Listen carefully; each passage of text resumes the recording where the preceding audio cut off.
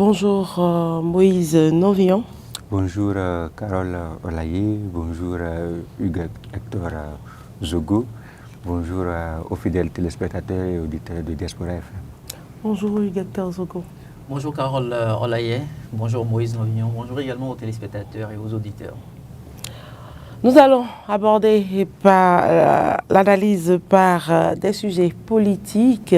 Il s'agit de la rencontre du chef de l'État, Romuald Wadagné, avec ses ministres, conseillers. Rencontre au cours de laquelle le président de la République a redéfini la feuille de route, les missions qui sont désormais assignées à ses ministres conseillers. Alors, quelle lecture faites-vous de cette reprécision des tâches assignées aux ministres conseillers? Avant même d'en arriver à la reprécision des tâches, il faut déjà revenir sur la nomination dans sa globalité et peut-être revenir sur son importance et sur la raison d'être des ministres conseillers, parce que ça également, ça fait débat dans l'opinion. C'est-à-dire, est-ce qu'il était opportun, par exemple, de revenir avec le concept de ministre conseiller, qu'il faut le rappeler, c'est le président Patrice Talon, donc le prédécesseur du président Romuald Wadagné, qui a initié, qui est le premier à sortir la formule. Et les uns et les autres l'ont commenté à tort et à travers, de long en large. Et comme le concept est revenu également avec le successeur, évidemment, ça ravive un certain nombre de commentaires dans l'opinion, ce qu'on ne saurait contester ou on ne saurait reprocher aux uns et aux autres. Mais évidemment, est-ce qu'il est opportun d'abord d'avoir des ministres conseillers? Et je ne voudrais pas répondre à la place de ceux qui s'interrogent, mais je voudrais quand même sortir quelques éléments d'argumentation pour soutenir ce qui paraît être mon point de vue personnel. Oui, parce que, évidemment, pour ceux qui disent, par exemple, qu'il y a une certaine trêve politique à observer et qu'en temps normal, il n'y a pas d'activité politique pour laquelle on aurait besoin, par exemple, de ministres conseillers, parce que dans la réalité des faits, c'est le rôle dévolu aux ministres conseillers. Les ministres du gouvernement sont beaucoup plus concentrés et préoccupés par la gestion technique de leur portefeuille. Et vous avez vu le profil d'ailleurs des ministres nommés par le président Romuald Wadagné.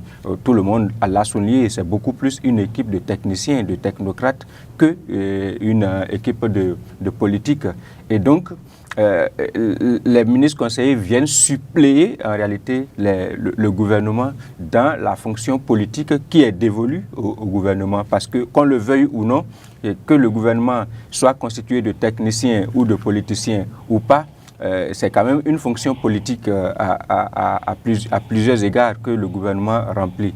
Et donc les ministres conseillers ont pour cette responsabilité-là d'être les yeux et les oreilles du gouvernement sur le terrain et surtout sur le terrain politique, ne serait-ce qu'à voir la majorité des profils et des parcours des acteurs évidemment que l'on nomme à la fonction de ministre conseiller. Et donc, je pense que oui, le gouvernement du président Romuald Wadagné en a besoin, plus que le gouvernement du président Patrice Talon d'ailleurs, parce que le président Patrice Talon, lui, il avait déjà démontré non seulement sa capacité à cohabiter et à travailler avec les politiques, y compris à coopérer avec leur côté sombre et les coups qu'ils peuvent lui envoyer. Le président Romuald Wadagné, on l'a connu comme technicien, on l'a observé comme technicien, on l'a moins vu comme politique. Et donc, il est fort à parier qu'il va avoir besoin d'une équipe de cette nature-là pour évidemment l'aider à anticiper certaines situations, à anticiper certaines réalités sur le terrain politique précisément. Et donc, c'est déjà opportun. Maintenant, pour ceux qui, évidemment, pensent qu'il n'était pas, on ne devrait pas en avoir besoin dans un contexte de trêve politique, il faut leur rappeler, parce qu'on a semblé l'oublier ou alors on a voulu déformer la réalité juste pour servir des causes peut-être personnelles, je vais le dire. La trêve politique ne veut pas dire que le pays meurt au plan politique. La trêve politique ne veut pas dire que les Béninois n'ont pas le droit d'opiner sur la gouvernance. La trêve politique est bien encadrée par la loi. La loi précise quel est le contenu qu'on donne à la trêve politique. La trêve politique dit que les déclarations sujettes à polémique, par exemple, la trêve politique dit que les déclarations qui ne sont pas suivies les critiques qui ne sont pas suivies de suggestions ou alors de propositions par rapport à un certain point des observations apparaissent comme en réalité de la critique pour la critique, parler pour parler, ou alors simplement jeter de l'opprobre sur les actions de l'exécutif, sur les actions du gouvernement ou sur les actions d'un tiers. Ça peut aussi ne pas concerner directement le gouvernement. Et donc ça ne veut pas dire que le pays meurt politiquement. Ça ne veut pas dire que les formations politiques disparaissent. Ça ne veut pas dire que les formations politiques cessent leurs activités. Et donc, à ce titre, oui, le gouvernement a besoin autour de son dispositif de personnes capables de pouvoir avoir les réponses à certaines préoccupations qui peut être de certains acteurs politiques, qui de formation politique ou alors de certains compatriotes isolés. Et donc, c'est opportun. Maintenant, recadrer, comme vous avez dit, pour revenir à votre interrogation, recadrer l'équipe, parce que oui, c'est vite fait que cela puisse partir en vrille. Peut-être que cela puisse instaurer une sorte de concurrence également avec le gouvernement régulier, parce que ça peut arriver que certaines personnes puissent peut-être se porter plus royalistes que le roi, comme on dit, ou alors se mettre dans la peau de ceux qui portent le portefeuille régulièrement. Vous voyez, cela peut arriver, cela peut se passer. Et donc, oui, le président essaye de remettre chacun dans son couloir.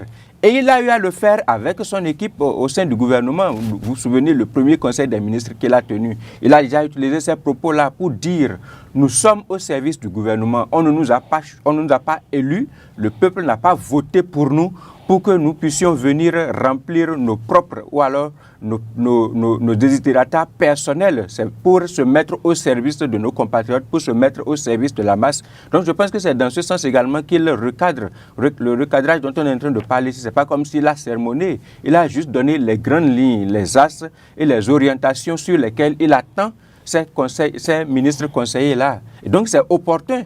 En début de mandat comme cela, en début de fonction, en début de responsabilité, qu'on puisse préciser clairement, donner les cahiers de charges pour que les uns et les autres puissent savoir comment est-ce qu'ils vont fonctionner avec l'équipe gouvernementale pour que cela ne parte pas dans le décor.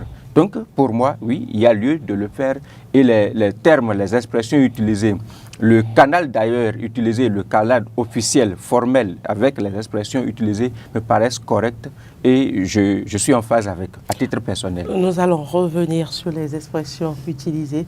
Hugues-Hector Zogo, vous partagez cette lecture ou cette position de Moïse Novillon ou pas?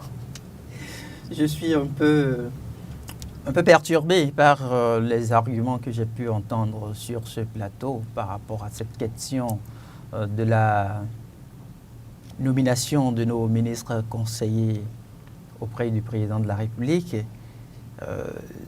Déjà, quand vous parcourez le décret numéro 2026-358 signé par le président Romuald Wadayi en date du 5 juin 2026, vous vous rendez compte que le décret n'a pas spécifié la mission qui est dévolue à ces acteurs-là. Ce décret vient abroger le décret signé par l'ancien président Patrice Talon et qui nommait donc des ministres conseillers à pouvoir travailler avec lui.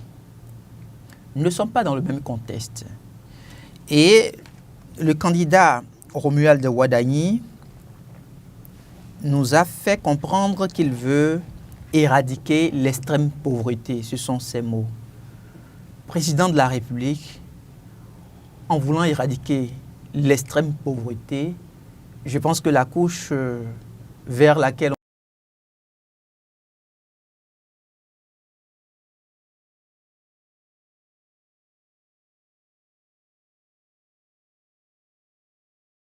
on doit quand vous regardez la configuration, c'est très heureux d'ailleurs qu'il en ait fait cas lui-même, quand vous regardez la configuration de ceux-là qui assument la posture de ministre conseiller, vous vous rendez compte que sans aucun doute, c'est une liste qui a été transmise par les formations politiques. Parce que, avec la configuration, vous avez avec quelle preuve? Non, allons-y, étape par étape. Allez-y. Quand le président de la République, Romuald Ouaddaï, a sorti son premier gouvernement, personne n'a eu du mal à dire ce sont des technocrates qui ont été appelés. Personne n'a eu du mal à dire oui, ceux-là, ils ne sont pas des acteurs politiques. Donc ça voudrait dire que le peuple qui est en train d'observer sait qui est politique dans le pays. Vous voyez des gens qui n'ont pas eu la chance de se faire élire député à l'Assemblée nationale et qui systématiquement, après avoir travaillé pendant la période des campagnes, se retrouvent dans la posture de ministre conseiller. Vous voulez qu'on dise quoi d'autre, si ce n'est pas un choix des partis politiques? Encore que, au lendemain de la formation du premier gouvernement du président Romuald Ouaddaï, les gens ont commencé par ronchonner. Vous aviez suivi la position des présidents de partis politiques, en l'occurrence la posture adoptée par le professeur Joseph Diogbenou en qualité de président de l'Union progressiste Le Renouveau, donc en qualité de président de la plus grande formation politique du pays, pour calmer les ardeurs et dire patientez. Et donc on est dans un processus. Et dans ce processus, je me dis, le président de la République doit faire très attention pour ne pas subir la pression de ces acteurs politiques. Parce que s'il tombe dans ce piège-là, il lui sera très difficile d'atteindre l'objectif fixé qui est de pouvoir éradiquer l'extrême pauvreté. Vous me direz que ces ministres conseillers, quand je l'ai entendu, ces ministres conseillers, on en a besoin aujourd'hui. Je dis non. Le Bénin, à cette étape où nous sommes, n'a pas besoin de nomination de ministres conseillers. Ils auront sans doute à partager leur expertise sectorielle, mais les ministres assument quel rôle en ce moment-là? J'ai pu entendre tout à l'heure dire par Moïse Nanvillon qu'il y aura une sorte d'échange pratique entre les populations et le gouvernement. Les préfets jouent quel rôle à partir de ce moment-là?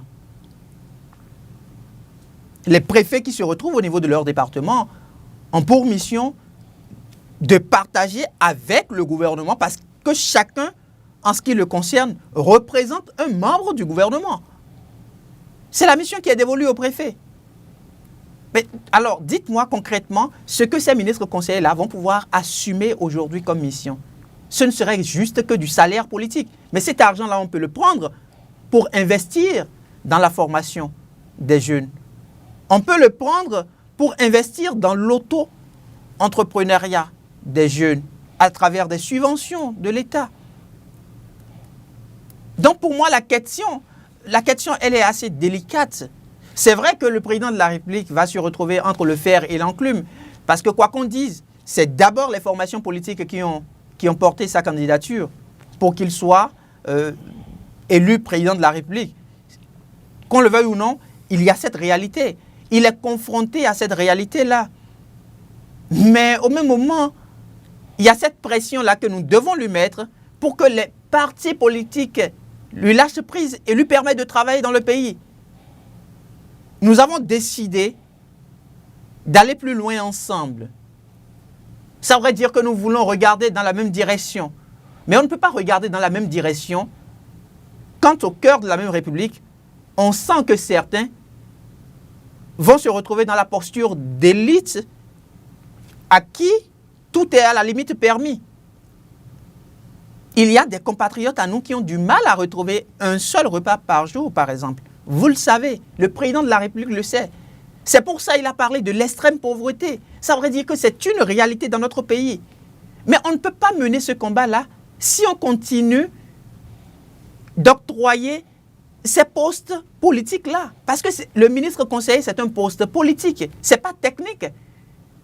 La preuve avec le président Patrice Talon, quand il leur a fait appel, quelle était la mission? C'était de descendre sur le terrain, expliquer ce qui a été fait et non compris pourquoi tel choix a été opéré. Et quand vous regardez la configuration de ceux-là qui étaient appelés à l'époque dans la posture de ministre conseiller, vous comprenez que c'est des gens qui ont de l'expérience politique et qui sont en mesure de déconstruire ce que l'opposition politique avait essayé de faire porter dans la conscience collective. Conséquence, le président de la République, le candidat Romuald Ouaddaï, donc, a été élu à plus de 94%. Mais après les élections, on range tout ça. À l'étape où nous sommes, on n'a plus besoin de ministre conseiller. La preuve, quand on va décrypter tout à l'heure le message du président de la République face à ceux-là. Et puis, un dernier élément. Un dernier élément. Si, par exemple, on trouve que ces ministres conseillers doivent assurer ou ils doivent servir d'interface entre le gouvernement, s'ils doivent faire remonter, par exemple, des informations et s'ils doivent répondre aux populations, quelle est alors la mission dévolue au ministre porte-parole du gouvernement? Mais oui, les choix que nous faisons nous emmènent quand même à obtenir des résultats concrets. Aujourd'hui, nous n'avons plus seulement un porte-parole du gouvernement, mais nous avons un ministre porte-parole du gouvernement. Porte-parole du gouvernement. Ça veut dire que la mission qui lui est confiée n'est plus une simple charge de porte-parole du gouvernement. Ne soyez peut-être pas surpris d'avoir des ministres conseillers désœuvrés. Parce que concrètement, qu'est-ce qu'ils vont dire au président? C'est pour éviter cela qu'il appelle au compte rendu. Il exige le compte rendu, l'obligation du compte rendu, d'accord? Cette obligation de compte rendu est déjà un fait de redevabilité au niveau de nos préfets. En fait, pour moi, c'est une erreur stratégique. Le président de la République aurait dû trouver autre formule, en tout cas, que de passer à la nomination de ministres conseillers. Vous avez vu, en tout cas, quand ça a été fait, vous l'aviez justifié, vous avez vu, vous le conseille. Quand ça a été fait, vous avez vu comment le tollé dans le pays. Oui. Au même moment, les mêmes qui ont crié au ras-le-bol, ce sont les mêmes qui ont applaudi le premier gouvernement. Donc, quelque part, ça veut dire qu'il y a une fausse note, même si aujourd'hui on ne peut plus corriger. Alors, Moïse Novillon, pourquoi le président, selon vous, insiste-t-il à travers ses propos sur les valeurs d'exemplarité, de proximité et de redevabilité? Oui, je vais peut-être me saisir de votre interrogation, de votre question pour revenir sur certains aspects très importants abordés par Hugues Zogo. Ce n'est pas de la confrontation, non, ce n'est pas de la confrontation. Je reconnais en certains points, évidemment, l'importance de certains aspects à aborder par Hugues Zogo. Il ne fait d'ailleurs que l'écho de ce que certains de nos compatriotes pensent. Et je pense que, je le disais aussi, que dès que la nouvelle a été portée sur la place publique, il y a eu des réactions, il y a eu des observations. Ce que Hugues Zogo a évité de dire de manière crue, c'est déjà les détours qu'il a trouvés, c'est pour dire qu'il faut combattre la pauvreté. C'est-à-dire que c'est les charges pour l'État, en fait. C'est-à-dire la rémunération, le traitement, par exemple, les avantages dévolus et concédés à ces ministres conseillers. C'est ce qui fait beaucoup parler dans l'opinion. Et je l'entends, je comprends. Mais il faut aussi reconnaître, et avec lui aussi, qu'évidemment, ce sont les formations politiques qui ont porté la candidature du président Romuald Ouaddaï. Et donc, avoir un clin d'œil à l'endroit de ces formations politiques-là, pour moi, n'apparaît pas déjà excessif parce que on a déjà observé au moment où il a constitué l'équipe gouvernementale, et on a mis l'accent là-dessus d'ailleurs, y compris dans l'opinion, qu'une attention particulière n'a pas été reconnue ou alors dévolue aux formations politiques. Et il est même arrivé que certains acteurs politiques frustrés aient remonté l'information à leur hiérarchie, c'est-à-dire au président des partis politiques. Et le président Jobbenou, il le rappelait tout à l'heure, a été obligé par exemple de calmer certains esprits dans ses rangs. On n'a pas entendu ce qui s'est passé du côté du BR, mais je pense qu'on a fait ce débat ici. Et je pense qu'on avait également dit qu'il ne serait pas inutile évidemment d'avoir une pensée quand même envers ces formations politiques-là, où il y a eu des militants, il y a eu des acteurs qui ont été obligés de mettre leurs propres ambitions de côté pour permettre à ce que le président de la République, celui que nous avons actuellement comme président de la République, le président Romuald Wadaye, puisse être candidat et puisse se faire élire, et avec quelle performance encore. Et il aurait également fallu qu'à un moment donné, le président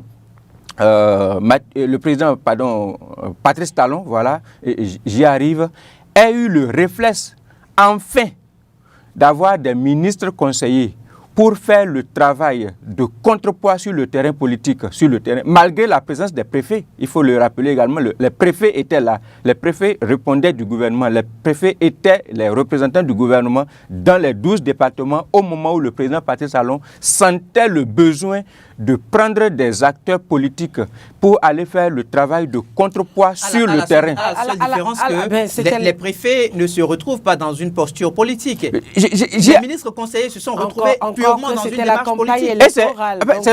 C'est des stratégies mises en place bien pour évidemment. Conquérir l'électorat. Là, on ne peut pas s'il vous plaît, je n'ai même pas encore développé mes propres arguments. C'est pratiquement comme si j'étais en train de ressasser. Parce que, évidemment, les préfets avaient été là. Les préfets avaient toujours été là au moment où on a eu les ministres conseillers. Et vous le reconnaissez tout à l'heure, et vous, dans votre nouvelle intervention, que, évidemment, les préfets ne sont pas dans des fonctions purement politiques. Les préfets sont là pour des responsabilités techniques. Et évidemment, ils représentent le gouvernement, ils répondent de certaines obligations et de certaines contraintes. Mais ici, vous rappelez que, en fait, à partir du moment où le terrain est laissé en vrac, alors que nous sommes dans un contexte politique, dans un environnement politique, si vous perdez du temps vis-à-vis de vos adversaires sur le même terrain, vous allez devoir faire ce que le président Patrice Talon a dû faire pratiquement en fin de mandat, c'est-à-dire appeler à la rescousse des ministres conseillers. Donc il faut anticiper. À un moment donné, vous avez posé un diagnostic, vous vous êtes rendu compte que vous avez laissé le terrain libre à vos adversaires qui ont pris de l'avance.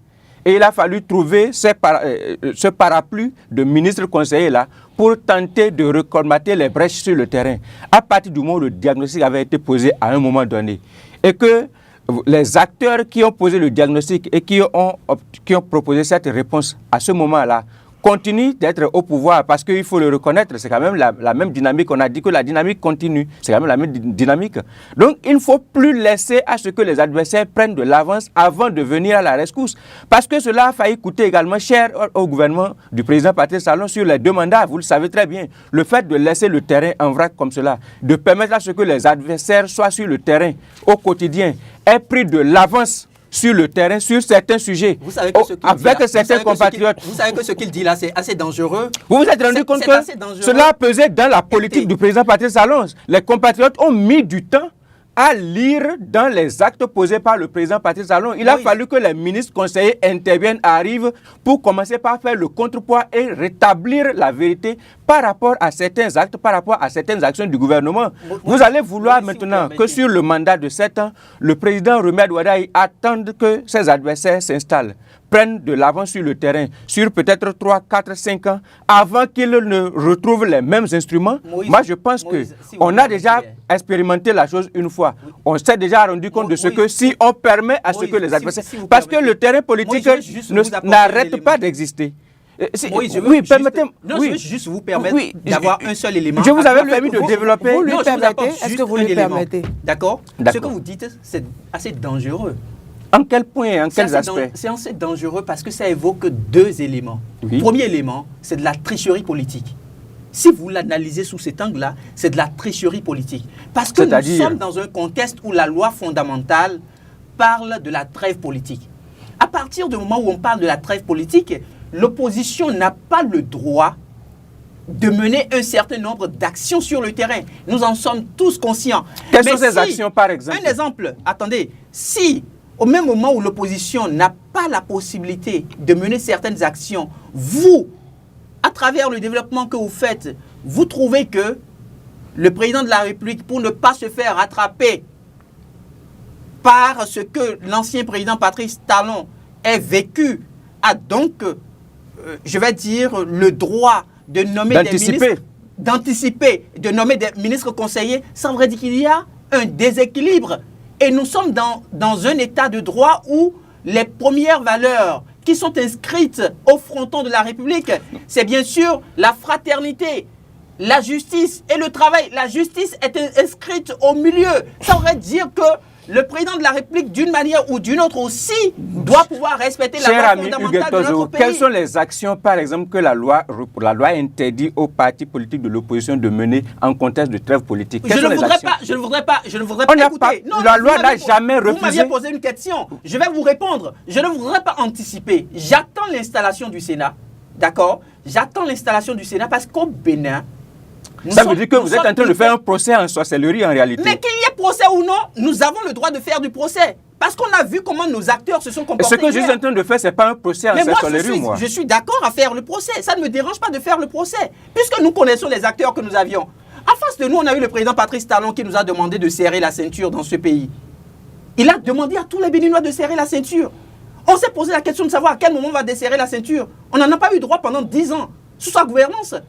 Mais pourquoi aujourd'hui, nous n'avons pas le droit aussi, en termes de redevabilité, de demander à ce que l'on supprime ces postes de ministre conseiller? Hector Zogoï veut reprendre sa parole. Allez-y. Alors je reprends ma parole et je déconstruis automatiquement. La loi n'a jamais interdit aux partis politiques de l'opposition de fonctionner au Bénin. La trêve politique... C'est pas ce que j'ai dit. Oui, permettez-moi de développer... C'est vous qui avez parlé de longueur d'avance. Oui, c'est moi qui ai la parole, s'il vous plaît. Maurice. Il n'y a pas de déséquilibre. Et c'est la raison pour laquelle, à l'entame de mon propos, j'ai pris le soin de repréciser qu'en contexte de trêve politique, on n'a pas demandé aux partis politiques de cesser de fonctionner.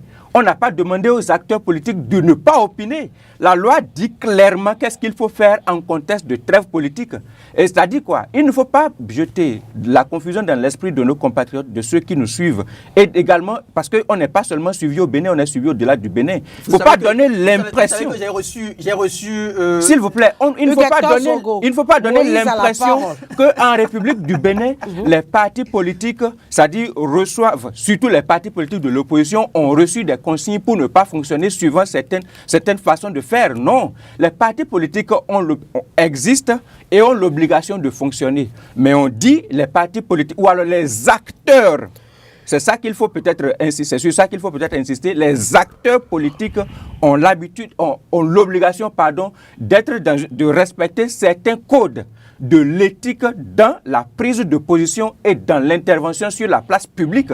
C'est de ça qu'il s'agit. Ça ne veut pas dire que les acteurs politiques de l'opposition ne vont pas s'organiser sur le terrain. 7 ans, c'est vite arrivé. Bientôt, il va y avoir de nouvelles élections. Il faut seulement 7 ans. Ça veut dire que les acteurs politiques de l'opposition qui actuellement ne sont pas à l'Assemblée nationale, qui actuellement ne sont pas dans les mairies, ne sont pas dans les conseils communaux, ont le temps nécessaire de s'organiser et peut-être même mieux que les partis qui sont actuellement en place à l'Assemblée nationale et dans les conseils communaux, ont le temps nécessaire de s'organiser sur le terrain. Et il ne faut pas laisser ce terrain-là libre, il ne faut pas laisser ce temps-là vide, ce terrain vide pour que les gens puissent prendre de longueur d'avance par rapport aux formations politiques, peut-être qu'ils vont peut-être se reposer sur leur laurier, étant donné qu'ils partagent pratiquement tout ce qu'on a de mandats électifs actuellement dans le pays. C'est très important, c'est vite fait de se reposer, de penser que le terrain est conquis et acquis, Moïse, et d'aller se reposer sur ses lauriers. Et moi, je suis d'accord avec ceux qui anticipent et qui pensent que le terrain politique est un terrain qu'il faut toujours maintenir. Alors, Moïse, dans les limites de ce que la loi fixe et ne pas permettre à l'adversaire de prendre une certaine longueur d'avance. Permettez-moi d'aller jusqu'au bout. J'ai permis à ce que tout le monde puisse aller jusqu'au bout. Et c'est la raison pour laquelle j'insiste pour aller jusqu'au bout de mon idée. Et donc, je ne suis pas contre ceux qui voient dans la nomination des ministres conseillers, évidemment, de charges supplémentaires pour l'État, parce que c'est de ça qu'il s'agit. Sinon, ce sont des Béninois. Si on veut combattre la pauvreté et qu'on permet à des Béninois d'exister, de vivre en tant que ministre conseiller ou en tant que député ou en tant que d'autres fonctions ou responsabilités au profit de la nation, c'est également une forme de combat contre la pauvreté. Et donc, je ne suis pas contre ceux qui réfléchissent dans ce sens. Mais j'analyse la chose sur le terrain de la réalité politique, alors que l'espace est pour tout le monde et que les acteurs en présence sont sur le même terrain. Celui qui décide d'anticiper en maintenant une dynamique qui a déjà produit son résultat, qui a déjà gagné, moi je suis d'accord avec cette personne-là et je dis que c'est réaliste. Nous allons évoluer. Non, Hugues Hector Zogo, je mets fin à l'opportunité ou pas de la nomination des conseils. Je ne parle même plus de ça. Non, c'est même pas là. Non, c'est même pas le. Je voudrais bien qu'on analyse, avant de finir sur ce plateau, les propos du chef de l'État. Oui, évidemment, je ne voudrais pas revenir sur l'opportunité ou non. Pas du tout. Mais je voudrais juste rappeler à mon cher Moïse Novillon. Vous n'avez plus? Non, je ne voudrais pas revenir sur l'opportunité ou non. Mais je ne reviendrai plus après Hubert Zogo, je ne reviendrai pas. Je vous fais la promesse que je ne reviendrai plus sur les propos de Hubert Zogo. Donc, laissez-lui aller. D'accord, ce que je voulais faire constater, en parlant de nos acteurs politiques, je vais énumérer 3 petits points pour aboutir aux déclarations du président de la République face à ses ministres conseillers. Premier point, nous sommes retrouvés dans le même pays où il est arrivé que la formation politique, les démocrates, ait voulu tenir des rencontres et ça a été interdit au Bénin. Et pourtant, nous n'étions pas en trêve politique. C'est juste un rappel de fait. Deuxième élément, le président de la République, en voulant prendre fonction, a parlé de lutte contre l'extrême pauvreté.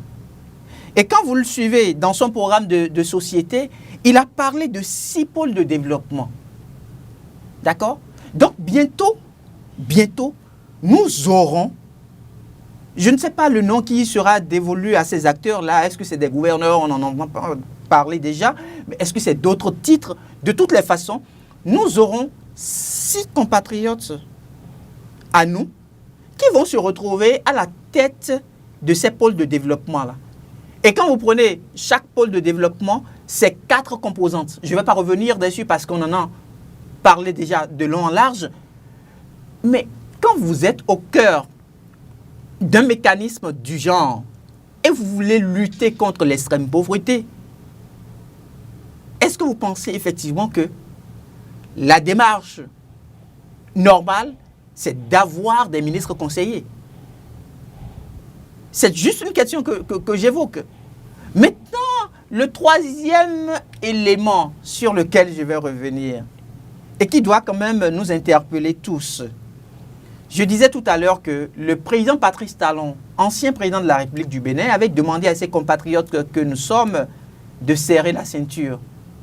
Il nous l'a demandé pendant 10 ans. À un moment donné, on était suffoqués. On n'en pouvait presque plus. Mais il dit, c'est ça qu'il vous faut. Et qu'est-ce que nous avions fait? Nous avions respecté l'institution qu'est le président de la République. Nous sommes dans un régime démocratique. Et dans un régime démocratique, on dit que le pouvoir appartient au peuple. C'est le peuple qui est souverain. C'est le peuple qui décide effectivement de ce qui doit se passer dans l'avenir de la nation. Et donc à partir de ce moment, pourquoi voulez-vous que nous qui sommes aujourd'hui composantes de ce peuple-là, pourquoi voulez-vous qu'on ne puisse pas demander aussi aux acteurs politiques de serrer la ceinture? C'est le moment pour eux de serrer la ceinture. Si tant est vrai que nous voulons nous retrouver dans une dynamique où il faut amener le pays avec des réformes structurelles pour atteindre un seuil de vie élevé, lutter contre l'extrême pauvreté, autant que l'ancien président Patrice Talon a demandé à ses compatriotes que nous sommes de serrer la ceinture, autant le peuple aussi a le droit de demander à ce que les acteurs politiques laissent le président de la République travailler. Parce que les formations politiques aujourd'hui qui sont en train de vouloir mettre la pression, c'est grâce à ces formations politiques qu'on est en train d'avoir les ministres conseillers. En réalité, quand vous suivez très bien l'ossature, quand vous regardez très bien le débat qui est mené, vous vous rendez compte que c'est parce que le président de la République, il a dos au mur, il savait quoi faire, et parce que sa candidature a été portée par des formations politiques, il fallait faire des nominations, et donc, il a nommé des ministres conseillers. Mais nous, en tant que peuple, on a besoin que ces acteurs politiques-là puissent aussi serrer la ceinture. La charge que l'on fait porter aujourd'hui à l'État béninois, au niveau des acteurs politiques, il faut qu'on puisse avoir l'honnêteté de se dire on doit être en mesure de diminuer cette charge-là. Et ça, si le peuple ne soutient pas le président Romuald Wadaye n'a pas demandé de serrer les ceintures. Laissez-moi aller au bout. Ce n'est pas des mesures sociales qu'il a d'ailleurs débuté ce mandat. Laissez-moi aller au bout, s'il vous plaît. Mais n'est-ce pas pour préparer les nous savons à ce genre de décisions également. Mais allez-y, Hugues. Le président de la République, dans son projet de société, à la 2e page, il écrit ceci, je le cite. Lorsqu'un peuple décide de se prendre en main, rien ne lui résiste. Fin de citation. Ce n'est pas moi qui l'ai dit. C'est le projet de société du candidat Romuald Wadaye. C'est lui-même qui l'a écrit. Alors, si le peuple veut aujourd'hui que les acteurs politiques lui permettent de travailler, que les acteurs politiques le comprennent. Parce que si on ne le dit pas, on a un mandat de 7 ans. Si on ne le dit pas, ces acteurs politiques, à travers les partis politiques, vont le pressurer. Et il aura de difficultés à gouverner le pays. Vous avez vu, la première pression a commencé. Il y a eu une nomination des membres du premier gouvernement. On a entendu tout ce que les uns et les autres ont dit. Et la réponse, la conséquence a été les ministres conseillers qui sont sortis. Mais vous n'allez pas lui demander quand même de soumettre les partis politiques qui ont porté sa candidature à dos? Demain, ce sera qui? Ou ce sera quel genre d'action? Bon. Donc pour moi, ça pose un véritable problème. Autant que les formations politiques jouent un rôle politique dans le pays, autant ils ont aussi le devoir et l'obligation de faire référence à ce qu'on appelle le service à la nation. Vous êtes décidé à ne pas analyser les propos du chef de l'État. Le temps est parti. Ben, de toutes les manières, le service à la nation, c'est de ça que le président de la République a parlé. Alors, et pourquoi Moïse, il a dit, on va y revenir. Je dis, comment appréciez-vous ou comment analysez-vous? J'avais pris le soin, pour ce qui me concerne, bien sûr, de revenir sur les propos du chef de l'État quand j'avais posé le décor par rapport à l'opportunité, par rapport aux motivations dans la nomination des ministres conseillers. J'avais pris le soin de dire que oui, c'était les propos du chef de l'État sont dans la droite ligne de ce qu'il a commencé par imprimer par rapport à son gouvernement régulier. Et il avait déjà demandé à ce que son gouvernement serve dans l'humilité, serve dans la responsabilité, serve dans la dignité et que que les postes ne montent pas à la tête de ses collaborateurs et qu'ils puissent se souvenir de ce que c'est une responsabilité, c'est une charge que les compatriotes leur ont confiée et qu'ils ont l'obligation de résultat. Ils ont l'obligation et surtout il a mis le combat contre la pauvreté et surtout et la sécurité également comme les piliers ou alors les priorités de ces actions.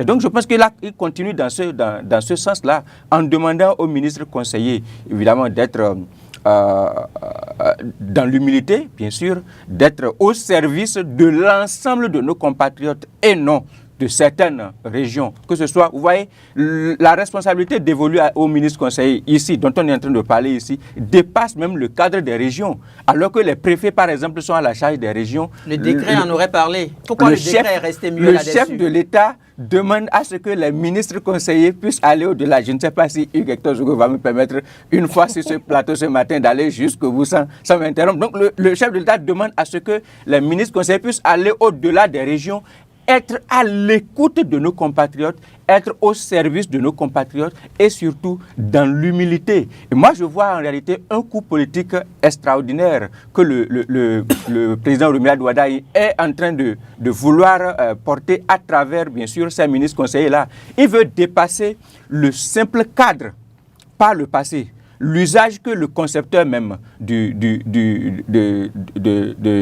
ministres conseillers, là, le président Patrice Talon, en a fait, le président Romuald Wadaye veut dépasser cet usage-là. Vous avez vu que par le passé, c'était des acteurs politiques véritablement confirmés. On ne va pas revenir sur les noms. Alors, mais tout le monde se souvient. Quels sont les défis auxquels ils seront confrontés oui, dans l'exécution de cette feuille de route? Dans l'exécution de cette feuille de route-là, c'est d'être évidemment sur le même terrain des enjeux politiques, au même titre que les autres acteurs politiques, surtout qui sont issus de formations politiques, ce qui ne plaît pas énormément à mon confrère Hugues Zogo ici ce matin, mais étant donné que ce sont des acteurs politiques qui sont à l'intérieur des formations politiques, c'est qu'ils soient sur le terrain pour non seulement être les oreilles et les yeux du président de la République sur le terrain, mais évidemment pouvoir réussir à déconstruire le porte-parole du gouvernement, écoutez très bien, porte la parole du gouvernement, c'est-à-dire quoi?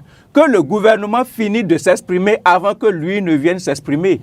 Ou tout au moins, c'est que le gouvernement sent le besoin de s'exprimer et on le missionne pour s'exprimer.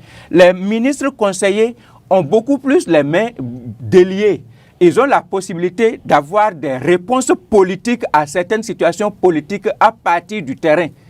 Et quitte à ce que, à la suite, ils puissent remonter les informations à qui de droit.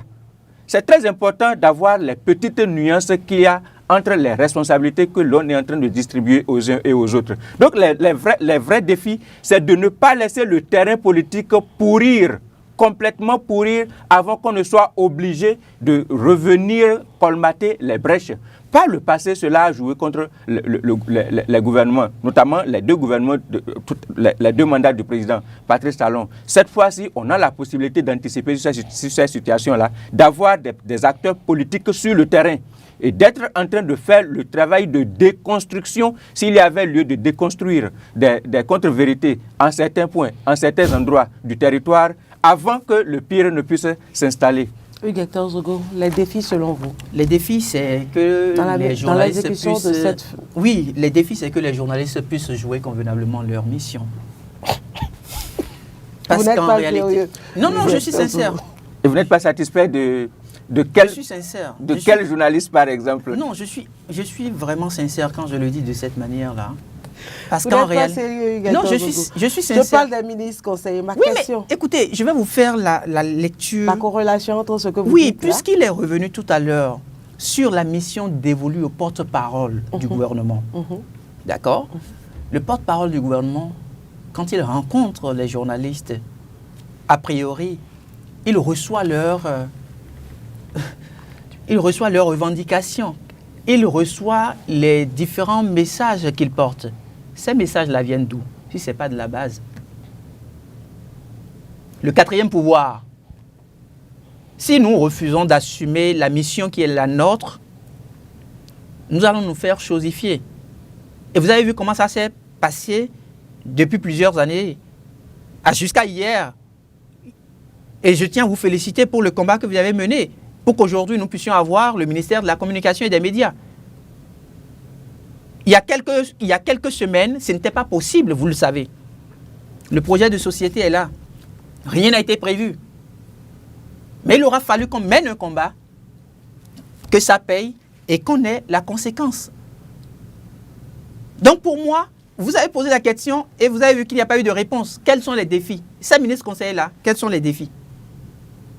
Pourquoi le président de la République, fin stratège, technocrate, en prenant le décret, n'a pas pris soin de mettre la mission dévolue au ministre conseiller? Vous pensez que c'est anodin? Pour quelqu'un qui est autant rigoureux, on vous dira, la rigueur du président Romuald Wadaye est bien au-delà de celle qu'on a eue avec l'ancien président Patrice Talon. Rapprochez-vous de ses collaborateurs, on vous le dira. Mais pourquoi, dans le décret, on ne fait pas mention? Quand vous prenez le décret qui a nommé... Les défis. Je vous en prie. Vous avez dit que vous m'aviez dit tout à l'heure que je vous ai interrompu. Je vous ai laissé le soin d'aller au bout. Mais laissez-moi aussi le soin de développer mes idées. Vous avez vu le décret pris pour les ministres conseillers sous l'ancien président Patrice Talon. Le décret a pris soin quand même de noter, de faire ressortir la mission qui leur est assignée. Pourquoi nous n'en avons pas eu droit ici? C'est des questions qu'on doit quand même se poser. Et pourquoi, quand le président de la République, ce sont ces expressions que je vais partager avec vous, quand il a pris soin de rencontrer ses ministres conseillers, pourquoi il a été obligé pour lui de leur demander, je cite, les valeurs d'exemplarité, de proximité, de redevabilité? Il dit, il y a eu le rappel d'une exigence fondamentale, le service du Bénin et des Béninois. Aujourd'hui, seul le Bénin compte. Aujourd'hui, seul le Bénin compte. Ça, en fait, ça disait déjà tout. C'est pourquoi je vous dis, le président de la République aujourd'hui, il est en difficulté avec nos formations politiques. Et cette pression-là qui visiblement émane de nos formations politiques, les seuls acteurs capables de l'aider à transcender cette période-là, ce sont les citoyens béninois. c'est à nous, citoyens béninois, de dire aux formations politiques, oui, vous avez travaillé à faire élire le président de la République. Maintenant, les élections sont terminées. Le président de la République l'a rappelé. Les élections sont terminées. Si le président de la République juge opportun de faire appel à un membre d'une formation politique pour qu'il puisse venir travailler à ses côtés, il le fera. Mais que ce ne soit pas une pression. Parce que la pression a été au rendez-vous. Tant que la pression sera là et il va pouvoir céder, mais on aura des charges supplémentaires. Mais à quel moment il aura l'opportunité de lutter contre l'extrême pauvreté? Mais écoutez, il y a un truc que je vais dire pour finir. Tout le temps sur ce seul sujet. En 30 secondes. Allez-y. Quand on présentait le dauphin de Patrice Talon, beaucoup se disaient oui, c'est une question de continuité. En parlant de continuité, on ne voyait pas grand changement en termes de dynamique politique. Mais quand le candidat a pris la parole pour présenter son projet de société, et il a commencé par parler d'extrême pauvreté, les gens se sont dit, mais qu'est-ce qui se passe? Est-ce à dire qu'on aura droit à une révolution avec le président Romuald Wadaï s'il était élu? Et c'est ça d'ailleurs qui a permis toute la vague que vous avez remarqué, passant donc de l'opposition à la mouvance. Parce que les gens réclamaient des choses qui, normalement, auraient pu être accordées au nom du peuple, mais on disait non, ça ne va pas se passer comme ça. Zogo, rapidement, le deuxième sujet. Non, installation du Sénat. Non, nous avons fini avec ce sujet. S'il vous plaît. Nous avons fini avec ce sujet. Si on veut faire le débat, il faut bien faire le débat. Il faut éclairer nos compatriotes. Le décret de nomination des ministres conseillers sur le président Patrice Talon comporte 3 articles. Article 1er, les personnes dont les noms suivent sont nommés. Article 2e, M. François Yaoudou condamne. Et article 3, le présent décret. Ça veut dire quoi? C'est le même process. C'est un instrument politique. Il ne faut pas, je ne dis pas que vous n'avez pas raison d'être d'accord ou contre la nomination de ministre conseiller, mais c'est un instrument politique. Oui, c'est la même chose qui est en train de se passer, c'est le même processus. Il y a un décret qui nomme les acteurs, il y a un document qui vient préciser le fonctionnement que les acteurs doivent avoir avec l'équipe gouvernementale et l'équipe sur le terrain. Vous l'avez vu à ce jour? Oui, mais qu'est-ce que vous êtes en train de reprocher aux gens? Le même décret a été signé le même jour par Patrice Talon. Est-ce que vous n'avez pas eu le décret? Le président de la République a tenu une rencontre avec les acteurs.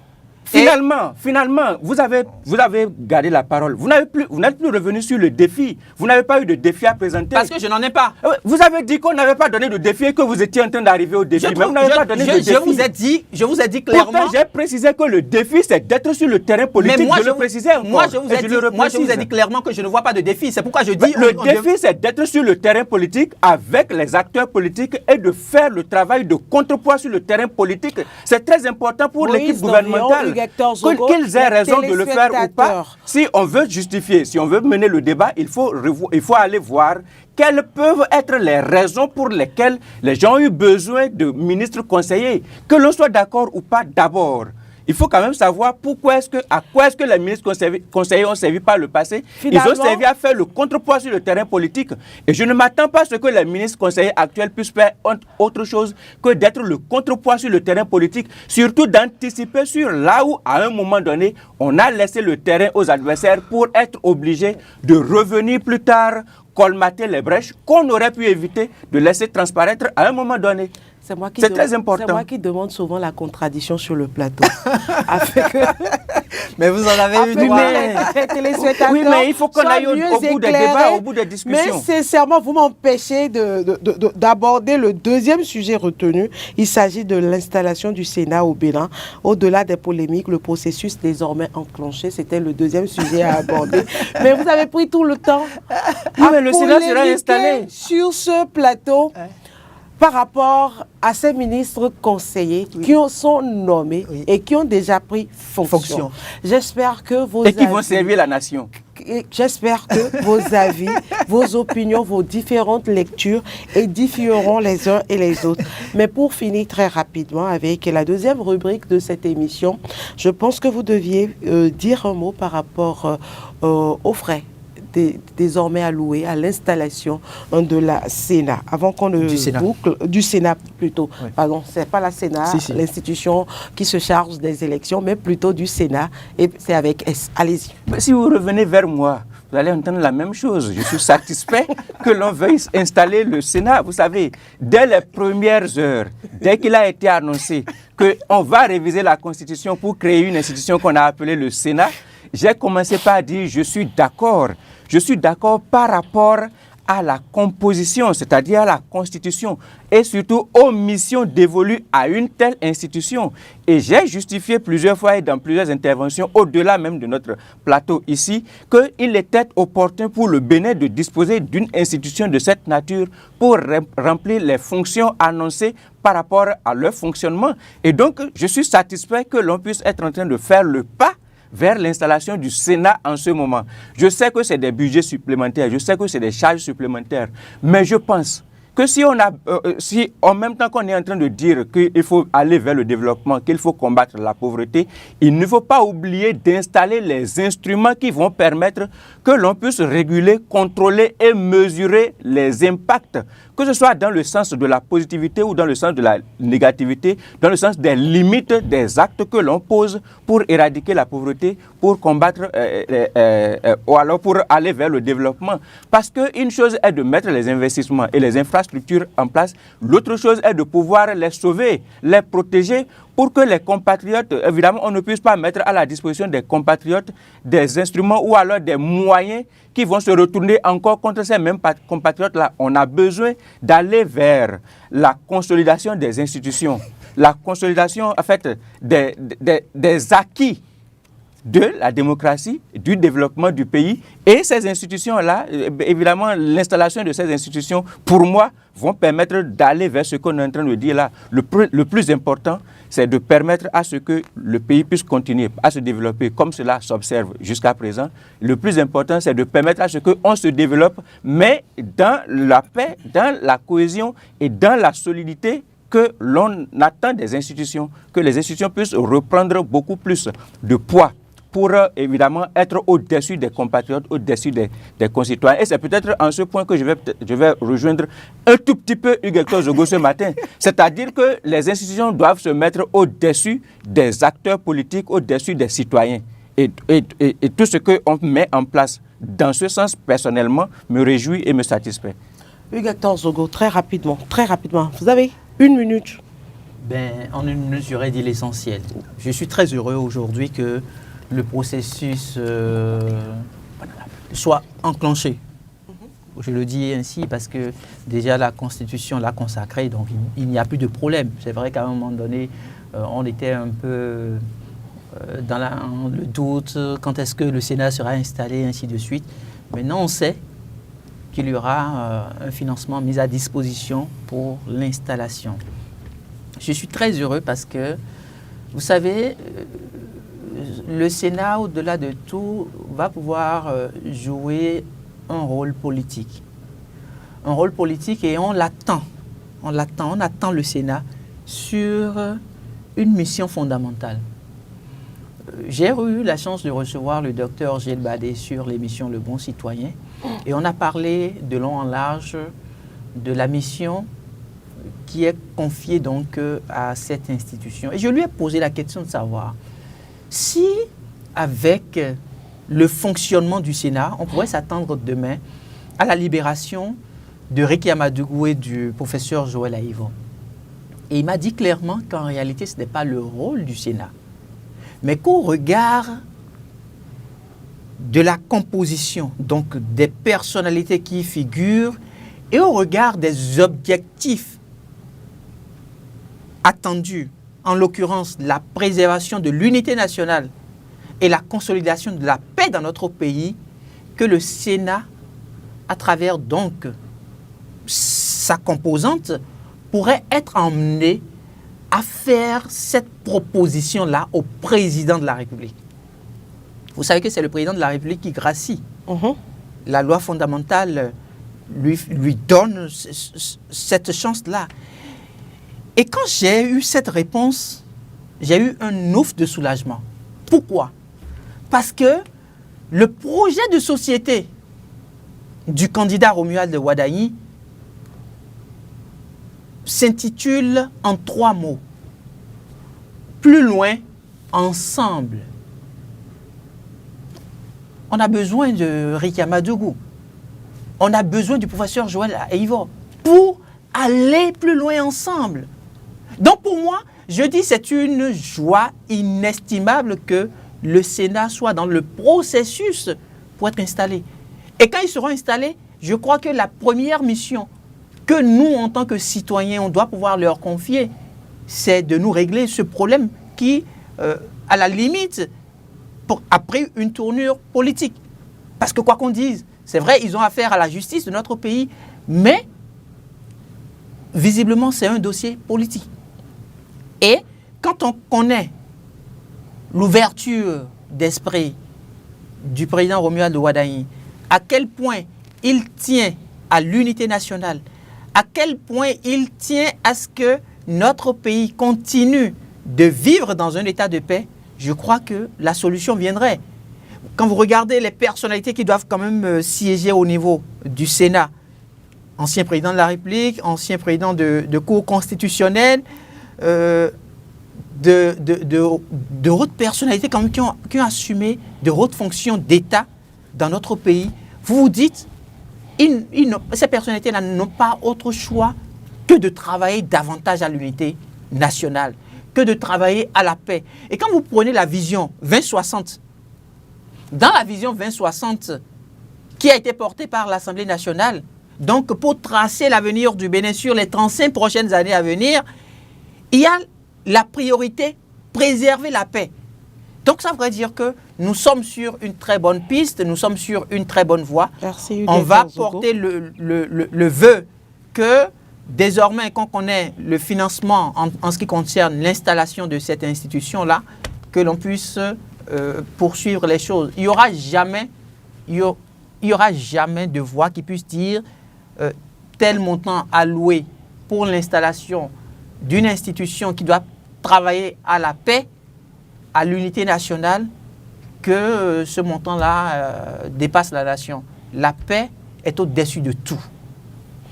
Alors, nous ne pourrons plus faire l'horoscope du jour, le temps étant parti à cause des discussions sur ce plateau, de vives discussions entre Hugues Hector Zogo et Moïse Novillon.